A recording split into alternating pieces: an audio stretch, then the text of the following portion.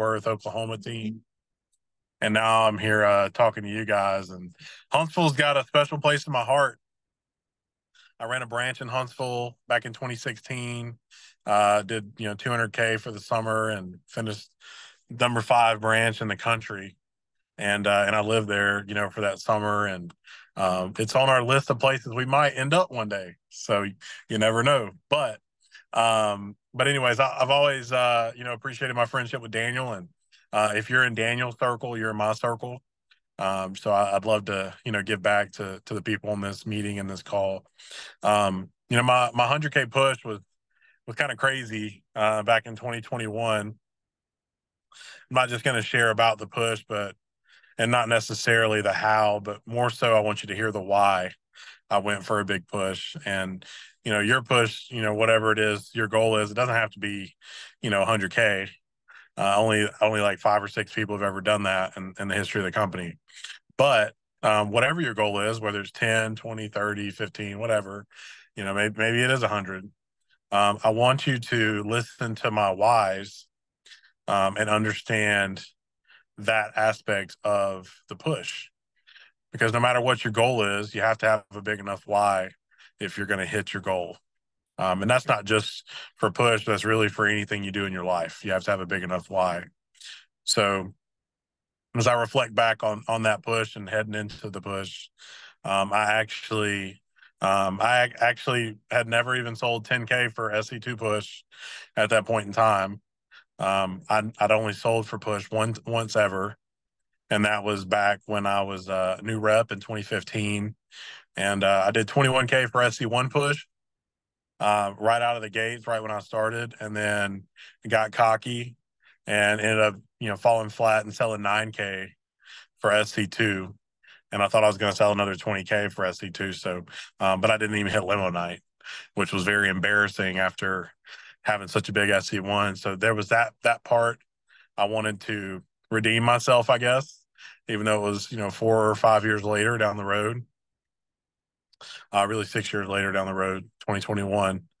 There was that part. There was also this part where most of you can probably relate to this. I want you to think to a time where you truly, truly gave something every ounce of energy that you had. I want you to think about that. Have you ever really given everything you've got to something before? And even if you answered yes and you have something in mind, the answer is still probably no. And I say this because there's an analogy we used to do, back in the day in exercise where, everybody would raise their arms as high as they could. And then we'd say, okay, cool. Now raise your arms a little bit higher. And 100% of the room every time could go a little bit higher, even though in the beginning they thought they went as high as they could. Right. And that concept is so crazy, but it's so relevant and strong when we're talking about a push or really anything in life. And some of you probably just had like a light bulb go off like, wow, that is true, Um, and so I wanted to, for the first time ever, give something my all and not care about the results as much as I did the actions I put in. So that is the first time in my career with Cutco where I didn't focus on the number. The number was important. I did strategically make a plan to hit that number. So I'm not saying just throw that out the window. You still have to have a strategy in place. But I did not care as much about hitting the number as I did the actions it took and making sure that from start to finish, whether I was at, 180 grand with half the push left, like I'm not going to give up. I'm going to keep going. Or whether I was at 15 grand, with 85K to go with like a day or two left. And like, no matter what, I wasn't going to give up, whether I was way ahead or way behind or right on pace. Right. I didn't really care about the number at the end of the day. It was about what the process was going to look like throughout the entire push. Right. And I set some routines in place. I asked myself, what would the perfect day of push look like for myself? What is that like ideal day? Pen to paper, like what would I do on a perfect day of push? Not necessarily sales wise, but what would be that daily actions I would put in place? And for me, that looked like waking up at 5 a.m., right? And getting some type of exercise in, whether it's a workout or walk, jog, push ups, like whatever, doing something early to get myself started and to get a dub really early in the day, right? To get the energy flowing, get the vibes flowing, and to have already accomplished something. And then it was about, what did the rest of my day look like with phone calls, with how many appointments I wanted to have. If I didn't have an appointment, like what did that look like? How could I squeeze the juice out of every minute of the day? Right. So having a great routine was something I'd also hadn't really done since I played baseball in high school. And so I wanted to make sure that I put that back in place as well, at least for that push, because you can do anything for 18 days, right? You could literally do anything for 18 days. So that was important. Another one was I was having a really bad year. That was my first year selling Cutco full time. I was only at 80K for the year. My goal was 300. I'm sure a lot of you would love to be at 80K for the year right now. But for me, that was after I graduated college. And my goal was to hit 300K. So I won the Rolex that year. And we're talking, I'm at like July 5th, July 10th, and I was at 80 grand. So I was almost 7 months in, and I wasn't even a third of the way to my goal. And so, as you can imagine, it's pretty daunting. So, another why was if I'm going to hit my goal for the year, I've got to kick my ass in gear, and I've got to have something be like an igniter, an ignition for me to actually get to my goals for the year. I had a lot of ground to make up. Another why is, to my knowledge, at that time for sure, but to my knowledge even today, I am by far the youngest person to have a 100K SC2 push. Right, the rest were in their 30s and 40s and had been with Cutco for a long time. Like at that time, I think I was only like 300 or 400K in total career sales. So me selling 100K for a push was literally like 25 to 30% of what I've sold for the 5 years I had been in Cutco, and doing that in like 18 days, which is bonkers. Right. I only had like 400 or 500 customers. Right. The other people who had done 100K had like 10, 15, 20,000 customers where they can send an email and sell 25 grand like in a day if they really wanted to. Right. So I didn't have any of that going for me, which made it really important that I got over those hurdles and just was like, you know what, I'm the first to do this. Right. And in these circumstances, also being from Alabama, that was also a really big thing for me. And I would say probably the biggest why that I had was I didn't know if I wanted to stay with Cutco or not at that point. And that's something I don't tell a lot of people.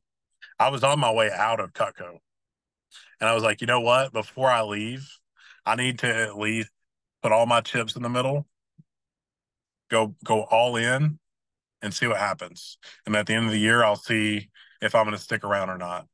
And that push is really like the reason that I'm still here, because it showed me what I was capable of if I just gave it my all for once, in my career. Right.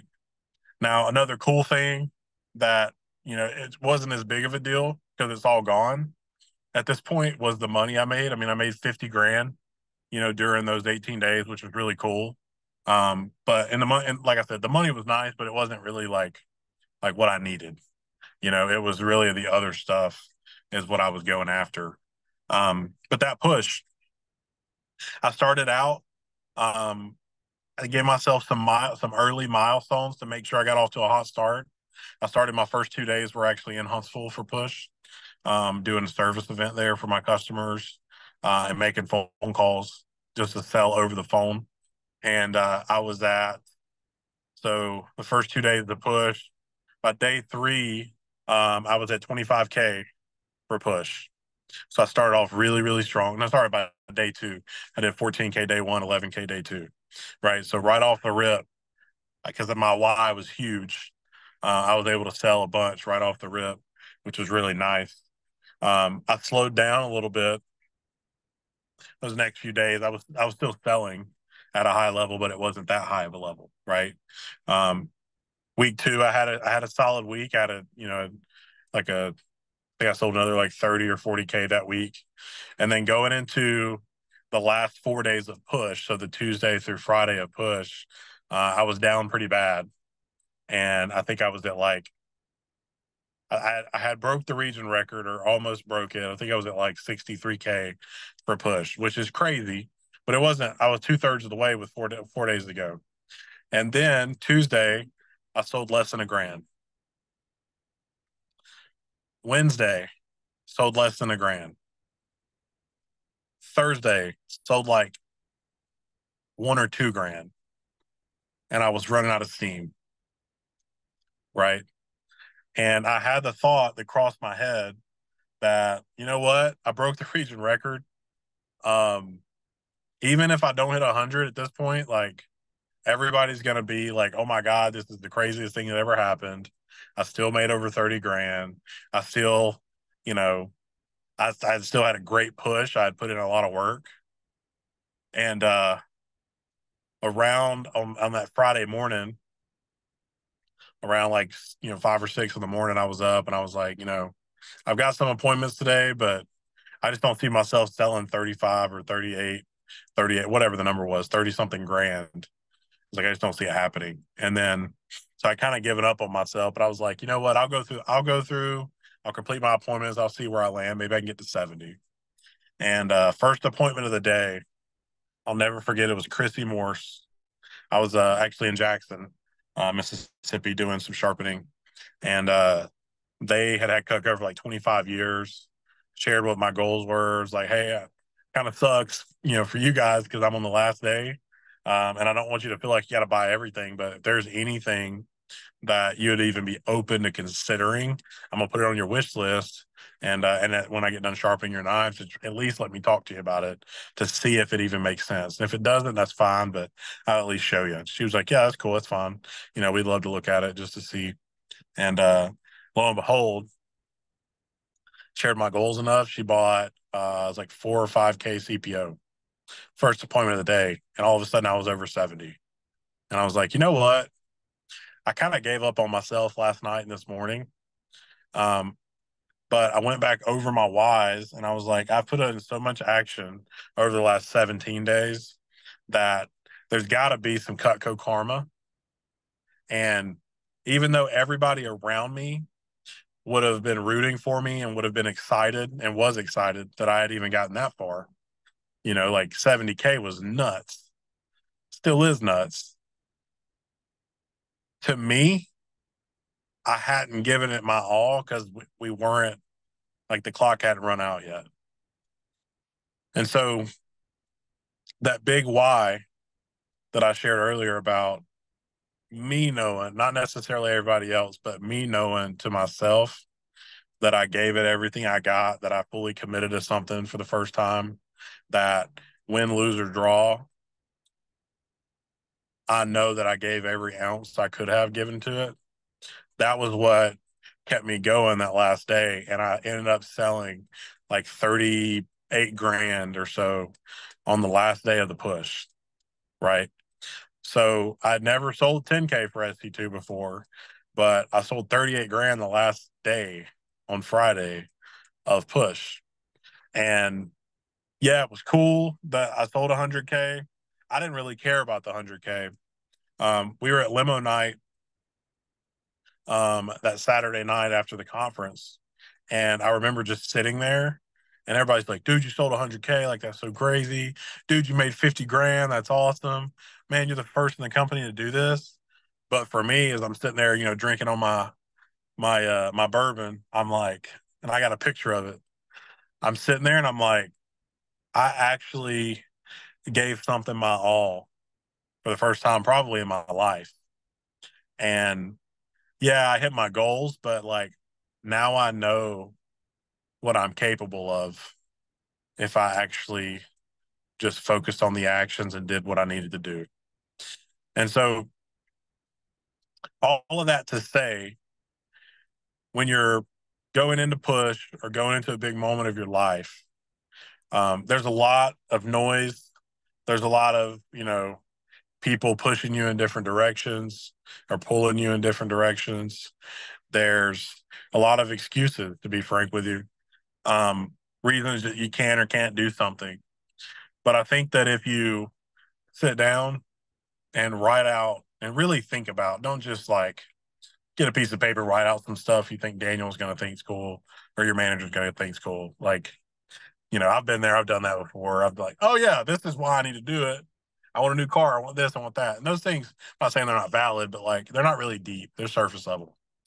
I want you to think about some really deep, at least one or two reasons that could be your whys on what your push goals should look like. And then also something that even when you're having a really bad day or even a really good day, to be honest, what's going to humble you? What's going to get you up and going? What's going to help you to keep pushing? Right. Something that helped me during push, another thing I committed to, and that my wife Riley still wishes I, would go back and start doing again, is I did a Facebook story update every night, whenever I got finished for the day, around like, 10 or 11 or 12 o'clock at night. Whether I had a good day or bad day, didn't matter. I just did a quick update for everybody. This is what I'm at. I had a tough day. This is what I did. Or I had a great day today. We made some progress, whatever. And then what happened was I actually had a community of people that were people weren't necessarily talking back to me, but as I got closer to the end of the push, I did get some messages, and I was having like 5, 6, 700 people. It kind of picked up steam as I went that were watching my stories. And even to this day, people that I never talked to during the push are like, man, you remember when you did that thing? Like, that was crazy. And they're not even Cutco people, right? There may not even be people I've ever really talked to in real life, you know? But it was cool to have that community built to where I had people that I knew almost like they were counting on me to share the next chapter, but I had to go ahead and write that next chapter that day so I could share it with them that night. Right. So give yourself all these different positive pressures around you. Give yourself the whys. Give yourself a strategic plan, which your manager can help you with. That way, whatever your goal is, like I said, whether it's 10K, because 10K, is huge for some people, especially if you're newer in the business, or if it's a bigger goal or you're trying to break an all-time record, whatever it is, if you get the why to be big enough, to be strong enough that you care about it, that it's going to get you going, I think that you will have ultimately a successful push. Whether you hit your goal or not, you have put in the actions, you have put every ounce into it. Don't be scared that you put everything into it and you don't hit your goal. The more impressive thing is that you put your everything into it, because most people on this planet can't say they've ever put everything into anything. Right. So that's my message for today. Daniel, you got any Q&A or any comments or anything? I've got some time, but I hope you guys got a lot from that message. Oh man, that was awesome. Tice, I really, really appreciated it. I mean, we got this thing recorded, y'all. I'll push this